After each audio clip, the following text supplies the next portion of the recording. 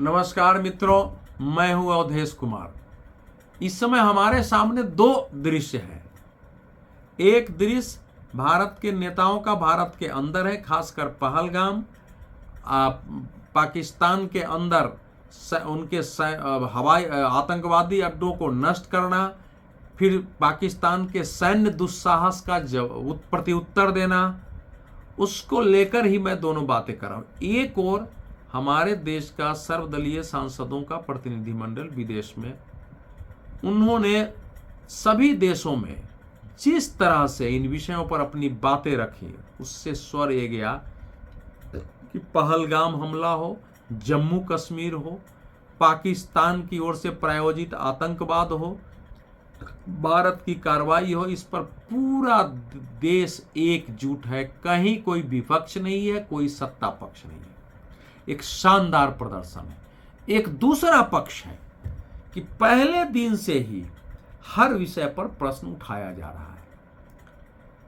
Congress party, खासकर राहुल गांधी जी, मल्लिकार्जुन खड़गे जी और जयराम रमेश जो उनके नेता हैं, उन्होंने तो बस ऑपरेशन सिंदूर को ही लगता है कि अपने सोशल मीडिया और बयान का एक मुख्य विषय बना दिया है। लगातार हल्ला बोल अभियान कांग्रेस की ओर से चल रहा है। अब इस समय हमारे chief of defence staff CDS Anil Chauhan साहब सिंगापुर में सांग्रीला बैठक में गए थे, जहां उन्होंने एक भाषण दिया, एक सत्र में शामिल हुए।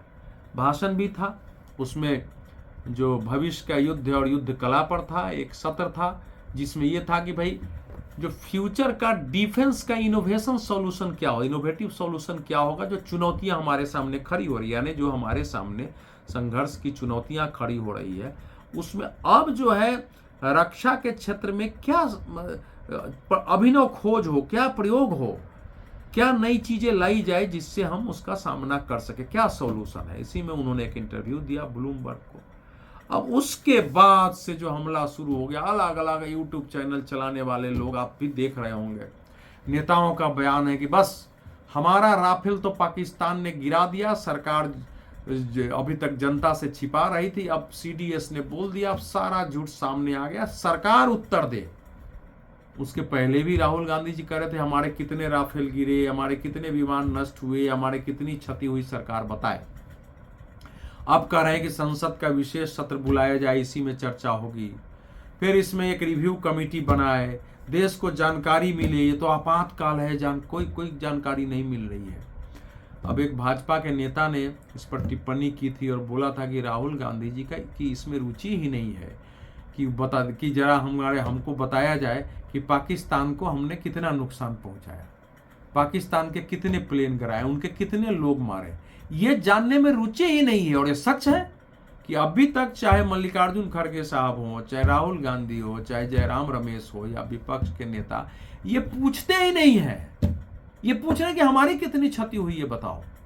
CDS से जब ये प्रश्न किया गया अनिल चौहान से कि भाई नवाज शरीफ ने, शहबाज शरीफ पाकिस्तान के प्रधानमंत्री ने कहा कि उन्होंने आपके 6 विमान गिराए जिसमें 4 राफेल थे, उन्होंने इसको खारिज किया और रिजेक्ट किया कि ऐसा नहीं है। लेकिन इसके साथ जो उन्होंने कहा, और पहले भी कहा जा चुका है, उन्होंने कहा कि कोई भी युद्ध बिना क्षति के नहीं हो सकती। हम किसी से लड़ने जाएंगे तो क्या ऐसा थोड़े है कि हमारा नुकसान नहीं पहुंचेगा, उसी को नुकसान पहुंचेगा। तो कोई भी युद्ध बिना क्षति के नहीं हो सकती है। मुख्य बात यह है कि हमने पाकिस्तान को जिस प्रभावी तरीके से प्रत्युत्तर दिया, उसकी चारों तरफ सराहना हो रही है। और फिर उन्होंने आगे कहा है कि हम पाकिस्तान के भारी, माने उनके जो भारी वायु रक्षा वाले हवाई अड्डे हैं, जिनको मानते थे कि उनका की पॉइंट है हवाई अड्डे, उन पर 300 किलोमीटर अंदर घुसकर, उनके प्रमुख हवाई जो अड्डे हैं उन पर 300 किलोमीटर घुसकर ऐसी सटीकता से प्रहार किया कि हमारा जो निशाना था वो ज्यादा से ज्यादा 1 मीटर बाएं दाएं गया। उन्होंने कहा 1 मीटर की सटीकता के साथ हमने निशाना साधा है। और उनसे फिर पूछा गया कि क्या भारत बदल गया। उन्होंने कहा कि भारत नहीं बदला, लेकिन रणनीति बदल गई है भारत की। अब भारत जो है ऑपरेशन सिंदूर के जरिए आतंकवादी अड्डों को ध्वस्त किया। अब कूटनीतिक मोर्चे पर पाकिस्तान को हम घेर रहे हैं, उनकी पोल खुल रहे हैं। उन्होंने जो एक बात कही कि अच्छी बात यह है कि हमने इसे बनाया, इसे सुधारा, इसे ठीक किया, फिर 2 दिनों के बाद इसे फिर से लागू किया और अपने सभी जेट विमानों को फिर से लंबी दूरी तक निशाना बनाते हुए उड़ाया। ये मैं उनकी पंक्ति का हिंदी अनुवाद आपको पढ़ के सुना रहा हूं। अच्छी बात यह है कि हम अपनी सामरिक गलती को समझने में सक्षम हैं, उसे सुधार सकते हैं और 2 दिन बाद उसे फिर से लागू कर सकते हैं। उन्होंने बताया कि भाई जब हम युद्ध लड़ेंगे तो हमको क्षति होगी, लेकिन मुख्य बात यह है कि हमारी थोड़ी भी कमी नजर आई तो हम उसको पहचानते हैं, फिर उसको ठीक करते हैं और फिर हम युद्ध करने में लगाते हैं। ये हमारे अंदर कैपेबिलिटी कि हमको उसके लिए लंबा समय नहीं लगता है। उनका कि 2 दिन में हमने सब कुछ ठीक करके और युद्ध में लग सकते हैं। तो ये भारत की कैपेबिलिटी का वर्णन किया उन्होंने। और ये राहुल गांधी जी के लिए, विपक्ष के लिए हमारा सामर्थ्य हमारी कमजोरी हो गई। भाई उन्होंने कहां कहा है कि हमारे राफेल गिराए हैं? अब दुनिया में कौन सा युद्ध है जिसमें क्षति नहीं होती है? मैं तो वार अगेंस्ट आतंक के विरुद्ध युद्ध में अमेरिका तो केवल बमबारी कर रहा था अफगानिस्तान पर, उसके बाद पूरे दुनिया भर में उसका युद्ध गया। क्या अमेरिका के सैनिक, जरा जाके उसके आंकड़े देखिए, उनके कितने हथियार नष्ट हुए हैं, कितने क्या क्या उड़ाए गए हैं, कितने उनके मतलब जहाज़ों की क्षति हुई है, कितने अरबों खरबों रुपए खर्च हुए हैं, कितने उनके सैनिक हताहत हुए हैं, मार, जरा देखिए। इसलिए तो वापस भागे हैं। क्या उसमें नाटो के सैनिक नहीं मरे गए? क्या गाजा में कार्रवाई छोटी, गाजा तो छोटी सी जगह है, उसके पास तो उतना कुछ है भी नहीं। इजराइल के कार्रवाई में क्या इजराइल को क्षति नहीं हो रही? क्या 1971 का युद्ध हमने जीता तो हमारे सैनिक वीर गति को प्राप्त नहीं हुए, घायल नहीं हुए, हमारे टैंक ध्वस्त नहीं हुए, हमारे विमान नहीं मार गिरा? क्या नहीं हुआ? ऐसा नहीं हुआ क्या? क्या 1965 के युद्ध में नहीं हुआ? 1962 के युद्ध में तो केवल क्षति ही क्षति हुई। कोई भी दुनिया में युद्ध होगा, और पाकिस्तान एक सैन्य बल वाला देश है, उसके साथ उसका जिहाद और इस्लाम जुड़ा हुआ है सेना के साथ। अब उसके पास भी उसको हथियार देने वाले देश है, पहुंचाने वाले देश है, सेना को ट्रेनिंग देने वाले देश हैं, सब कुछ है उनके पास भी। तो हमको क्षति नहीं पहुंचेगी। लेकिन कम से कम इतना तो दुनिया भर के डिफेंस एक्सपर्ट कह रहे हैं कि पाकिस्तान को जितनी क्षति भारत ने पहुंचाई, उसने जब उतनी क्षति तो भारत को नहीं हुई है। कहीं से अभी नहीं इसकी रिपोर्ट है, न कोई सेटेलाइट से, उपग्रह से कोई तस्वीर है। फिर राहुल गांधी जी को बाकी को कहां से सब सूचना मिल रही है?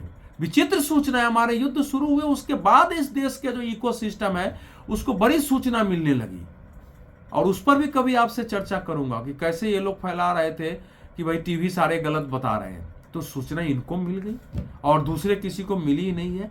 और मैं तो पूछ रहा हूं कि हमारा अगर विमान नष्ट हो गया, मान लीजिए हमारे सैनिक ज्यादा संख्या में हताहत ही हो जाए, तो इसमें आश्चर्य की बात है क्या?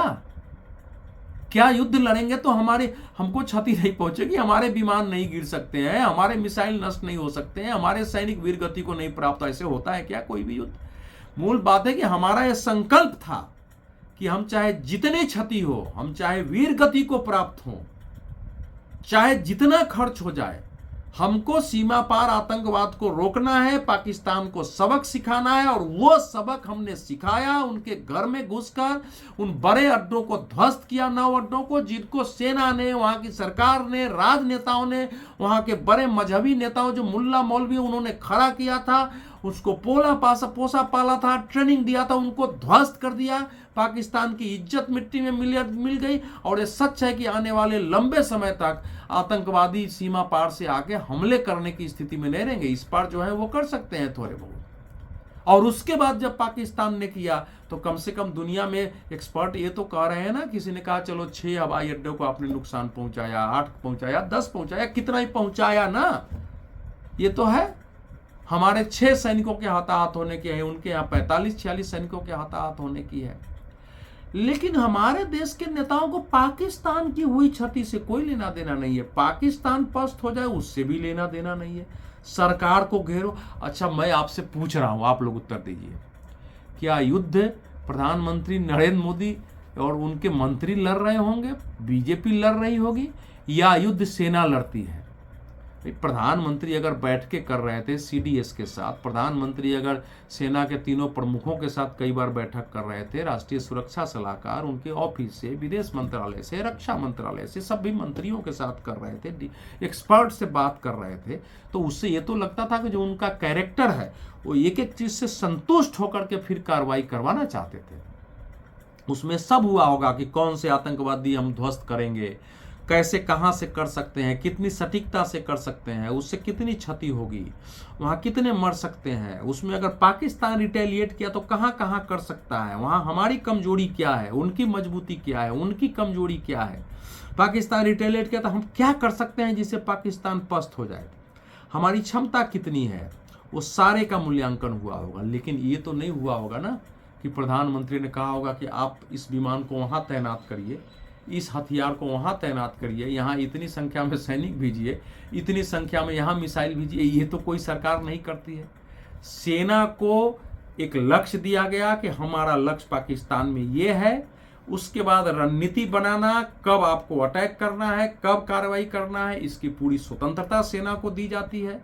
फिर सेना की जो आवश्यकता होती है उसकी पूर्ति की जाती है। मूल बात है कि इस सरकार ने साहस किया, सब चीजों पर विचार विमर्श किया, जब निश्चिंत हो गए कि हम आश्वस्त हो गए कि हम कार्रवाई कर सकते हैं, तो कार्रवाई की हरी झंडी दी। लेकिन कार्रवाई कैसे होगी, कितने बजे होगी, कहां कहां होगी, और उसके रिटेलिएशन पे हम किस प्रकार से जब उत्तर देंगे, वहां युद्ध के मोर्चे पर हम मिसाइल से देंगे, ड्रोन से देंगे, हमारे वायुयान से देंगे, ये तो कोई सरकार तय नहीं करती है। तो अगर मान लीजिए हमारे विमान गिरा दिए गए, मुझे सूचना नहीं, राफेल ही गिरा दिए गए, मान लीजिए ड्रोन गिरा दिए गए, तो वो तो आप प्रश्न उठा के सेना पर प्रश्न उठा रहे हैं, क्योंकि सेना के हाथों गिरा है वो। हमारे मिसाइल नष्ट हुए, सेना के हाथों गिरा है।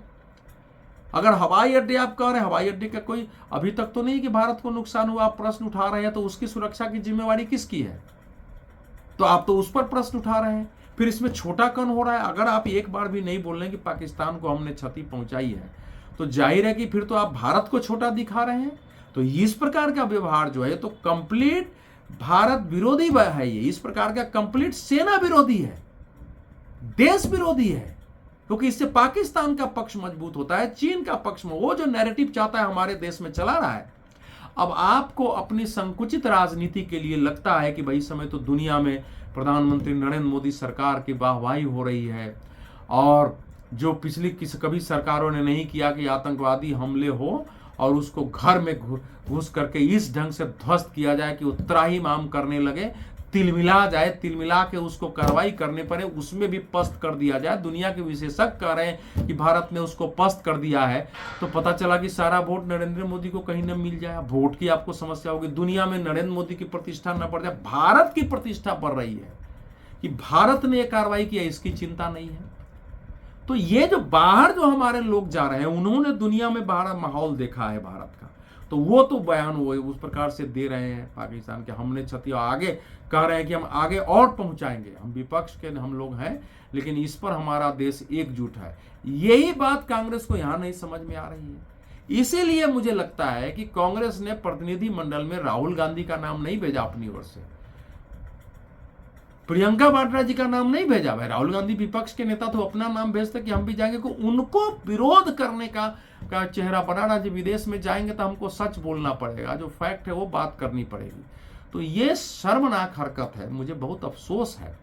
मेरा व्यक्तिगत विरोध न राहुल जी से है, न मल्लिकार्जुन खड़गे जी से है, हमारे देश के बुजुर्ग नेता है, न जयराम रमेश से है। पत्रकार रहे, एक समय आर्थिक पत्रकार रहे हैं, ईमानदार व्यक्ति रहे हैं। अभी तक जो कुछ उनके पास हो जाए, जब वो पत्रकार थे तो इसलिए मेरा व्यक्तिगत विरोध नहीं। लेकिन जब आप देश को छोटा दिखाते हैं, हमारी सरकार के बहाने, इस समय सरकार को हम निशाना बना रहे हैं, आप सरकार के बहाने आप सेना को निशाना बना रहे हैं, कार्रवाई और युद्ध सेना लड़ती है, हमको छोटा दिखा रहे हैं, पाकिस्तान को छोटा दिखाने की कोशिश नहीं करते हैं, तो लोगों के अंदर गुस्सा भी पैदा होगा, लोगों के अंदर आपके को लेकर के एक जुगुप्सा, डिस्गस्टिंग भाव पैदा होगा, लोगों के अंदर छटपटाहट होगी कि हमारा कैसा देश है कि हमने इतना बड़ा पराक्रम किया, हमारे नेता हमको छोटा दिखा रहे हैं। लेकिन अब समय आ गया है कि देश को उठकर खड़ा होना चाहिए, देश को इनसे सवाल पूछना चाहिए कि आप ऐसे क्यों उठा रहे हो। अगर हमारी क्षति हो गई तो हो गई, हम जिस काम के लिए गए थे हमने किया, आगे भी क्षति होगी तो होगी, हमारे विमानों गिरा दे, लेकिन हम नहीं छोड़ने वाले हैं। हमारे सैनिकों को उड़ा दे, हमारी जनता मरे, लेकिन हम लड़ेंगे, मरेंगे लेकिन लड़ेंगे और आतंकवाद को खत्म करेंगे, पाकिस्तान को कमजोर करेंगे, पाकिस्तान को आवश्यकता पड़ी तो पस्त करेंगे, ध्वस्त भी करेंगे, चाहे जितनी क्षति हो जाए। यही संकल्प देश का होता है ना, यही संकल्प इस युद्ध में भी हुआ होगा। तो फिर क्षति की चिंता क्यों करनी है? इन लोगों को क्षति की कोई चिंता नहीं है। इनको लग रहा है कि हमारी राजनीति फेल कर गई, जिस व्यक्ति को हमने बदनाम किया है उसके नेतृत्व में इतना बड़ा काम हो गया। आपको नरेंद्र मोदी का विरोध करिए, लेकिन देश को छोटा मत दिखाइए, सेना को छोटा मत दिखाइए, एक भारत के विजय को छोटा मत दिखाइए।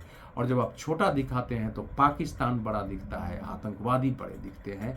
ये आपके लिए भी सोचने का विषय है कि आप क्या कर रहे हैं। बहुत बहुत धन्यवाद।